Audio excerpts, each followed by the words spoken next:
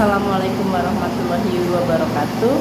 Hello everyone, especially for grade 9 student of SMPN 3 Kutarinangun. Today with Miss Nisa, we are going to explore more about the grade 9 English final exam Clues Together. So I hope it can help you to understand the materials and you will get high score on your final exam. Okay, please enjoy it. Baiklah, kita akan mulai dari yang kisi-kisi yang pertama. Jadi kalian akan mendapatkan materi noun phrase. Nanti di soal disajikan sebuah gambar benda dan peserta didik diminta untuk mendeskripsikan benda tersebut dengan frase kata benda yang tepat. Ingat, noun phrase, adjective order urutannya seperti apa. Contohnya misalnya beautiful red flower. So the first is opinion, the second one is colors, and then the noun. Jadi diingat-ingat urutannya ya. Itu ada 3 pertanyaan. Selanjutnya yang kedua akan ada asking for price. Jadi peserta didik bisa menggunakan bahasa Inggris untuk berinteraksi dan menanyakan, memberi informasi terkait dengan harga. Nanti ada dialog tentang harga. Kalian diminta untuk mencari informasi tentang harganya, kemudian presentase diskon, kemudian juga menyimpulkan di mana percakapan tersebut berlangsung, tergantung dengan isi dari dialognya. Nanti ini juga akan ada informasi terkait menyimpulkan karakter sifat dari salah satu tokoh dalam percakapan. Kemudian juga nanti akan ada dialog percakapan, ada 2 dialog memuat menanyakan dan memberi informasi terkait harga. Kemudian peserta didik diminta untuk menentukan kalimat pasifnya. Dan yang terakhir disajikan sebuah percakapan dialog. Nah, peserta didik diminta menyimpulkan harga barang setelah diskon. Baiklah, lanjut ke materi berikutnya, yaitu tentang advertisement atau iklan. Jadi nanti akan ada teks iklan. Peserta didik diminta untuk menunjukkan tujuan penulisan iklan. Ingat tujuannya apa? Misalnya to persuade people to buy the product atau to invite people to buy the product.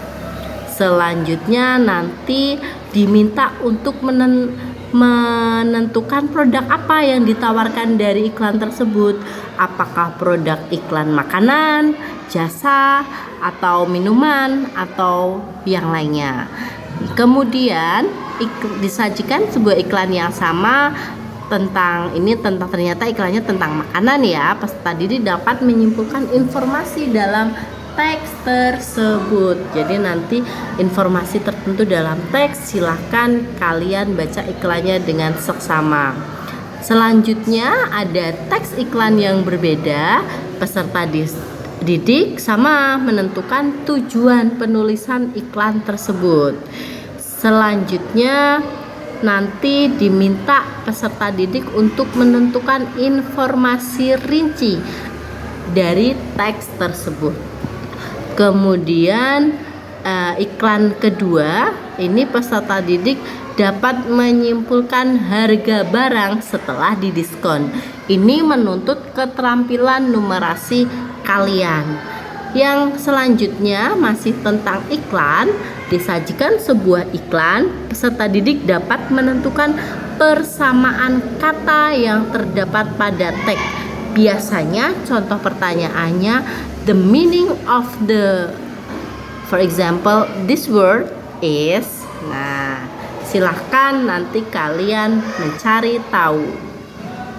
Misalnya terkait dengan makanan. Jadi silahkan kalian membaca materi yang sudah Miss Nisa berikan sebaik mungkin. Selanjutnya, teks yang akan muncul adalah teks deskriptif. Masih ingat ya struktur teks deskriptif? Apa? Yaitu yang pertama ada identification, kemudian yang kedua adalah description. Jadi, nanti peserta didik disajikan sebuah teks deskriptif, kemudian diminta untuk menentukan topik dari teks.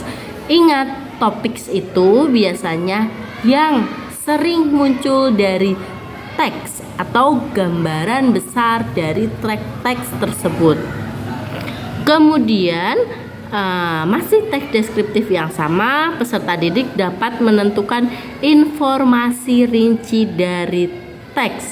Jadi kalian harus membaca dengan seksama teks deskriptif tersebut.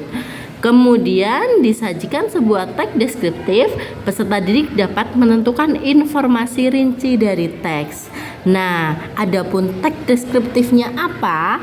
Oke, Melisa tidak bisa spill di sini, tetapi yang jelas ini adalah terkait dengan favorite things. Jadi, benda-benda favorit. Selanjutnya, kita akan ada text procedures. Ini materinya, pertanyaannya lumayan banyak di text procedures ya. Teksnya akan ada beragam teks terkait dengan procedures. Procedure sendiri itu jenisnya macam-macam.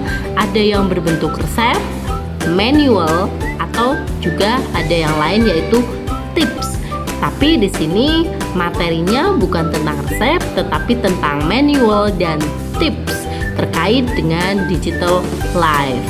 Oke, kita lihat kisi-kisi yang pertama. Disajikan sebuah teks prosedur, peserta didik dapat menentukan tujuan. Ingat, teks prosedur tujuannya apa? Biasanya adalah untuk menjelaskan langkah-langkah. Kata kuncinya adalah langkah-langkah dalam membuat sesuatu. Contohnya, to explain how to make something, to explain the ways to make something. Oke, itu adalah contoh kata tujuan. Kemudian, peserta didik dapat menyimpulkan informasi tersurat dari teks. Kemudian disajikan teks prosedur, nanti peserta didik dapat menentukan informasi rinci dari teks yang teks tersebut. Kemudian disajikan sebuah teks prosedur yang sama, peserta didik dapat menentukan rujukan kata yang terdapat pada teks. Biasanya menggunakan kata reverse atau merujuk. Itu adalah untuk menanyakan rujukan. Selanjutnya yaitu terkait dengan tips. Ini merupakan salah satu jenis teks prosedur ya. Nanti ada beberapa tips di sini, materinya ada 3 tips, lumayan banyak ya. Nah, silahkan kalian cermati. Tips yang pertama itu peserta didik diminta untuk menentukan kesimpulan dari teks tersebut. Yang tips kedua masih teks tips yang pertama yang sama, menentukan informasi rinci. Kemudian yang ketiga, menentukan rujukan kata yang terdapat pada teks tersebut. Kemudian disajikan sebuah teks tips yang kedua, nanti masih menentukan tujuan. Selanjutnya adalah menentukan informasi rinci yang diambil dari teks. Kemudian sama nomor 28 dan 29 informasi rinci. Baru nomor 30 teks tips yang ketiga yaitu menentukan topik. Nomor 31 menentukan informasi rinci, dan yang terakhir yaitu masih menentukan informasi rinci. Nah, teks ini kaitannya dengan digital life. Jadi kalian harus betul-betul memahami kosakata yang sudah Melisa berikan tema digital life. Oke, dan juga ini yang terakhir nomor 33 ada tentang persamaan kata. Silahkan kalian pelajari. Selanjutnya, here we have descriptive text. Again, masih ada teks deskriptif Silahkan, ada 2 pertanyaan. Nanti kalian, pertanyaan yang pertama menentukan informasi rinci dari teks. Kemudian, this is descriptive text. Kalian diminta untuk menyimpulkan informasi berdasarkan teks tersebut. Oke ya, dari sini bisa kita pahami bersama. Selanjutnya ada infografik. Miss Nisa memberikan materi infografik dan nanti juga akan ada 2 pertanyaan di sini. Sebuah infografik, of course, it's about a digital life, masih tentang kehidupan digital. Nanti kalian diminta untuk menyimpulkan informasi pada infografik tersebut dan juga nanti disajikan sebuah infografik. Peserta didik dapat menentukan tujuan pembelajaran dalam teks tersebut. Lanjut ya, kita ke passive voice. Nanti akan ada materi terkait pertanyaan terkait dengan passive voice. Nah, diminta peserta didik mendeskripsikan benda tersebut dengan menggunakan kalimat passive voice. Selanjutnya ada kata acak, 2 pertanyaan kata acak. Nah, peserta didik dapat menyusun kata acak tersebut menjadi passive voice yang tepat. Itu pilihan gandanya. Kemudian untuk isenya, di ise kita ada irregular verbs.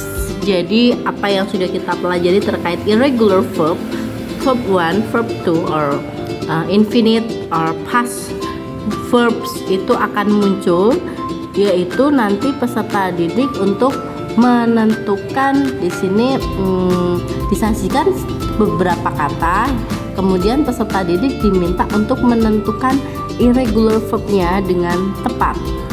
Oke, itu untuk isenya ya. Ini terkait dengan isenya. Selanjutnya peserta didik akan diberi pertanyaan terkait dengan noun phrase. Nanti disajikan beberapa kata acak. Peserta didik dapat menyusunnya menjadi frase kata benda yang tepat dan bermakna. Itu ada 2 pertanyaan.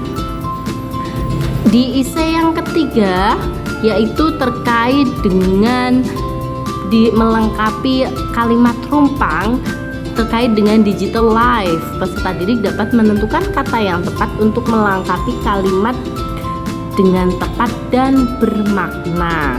Itu ada 3 pertanyaan. Adapun kosakatanya sudah tersedia di dalam box pertanyaan. Oke, lanjut di keempat. Pertanyaan ise yang keempat itu tentang advertisement atau iklan. Nanti disajikan sebuah teks visual berupa gambar, teks iklan.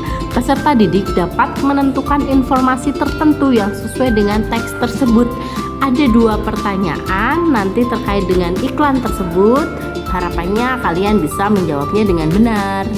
Dan yang terakhir, nah di sini adalah pengaplikasian terkait pemahaman text procedures. Nanti kalian diminta untuk membuat tips yang padu sesuai generic structure text procedures. Jadi ada case terkait dengan digital life, kalian memberikan tips. Pilih salah satu case-nya, kalian memberikan tips terkait dengan digital life. Itu ada di pertanyaan terakhir atau writing activity. Okay, that's all I think for my explanation related to grade 9 final exam clues for English. Miss Nisa berharap you can do your best dan sukses, you get high score and make your parents proud of you. Thank you. Wassalamualaikum warahmatullahi wabarakatuh.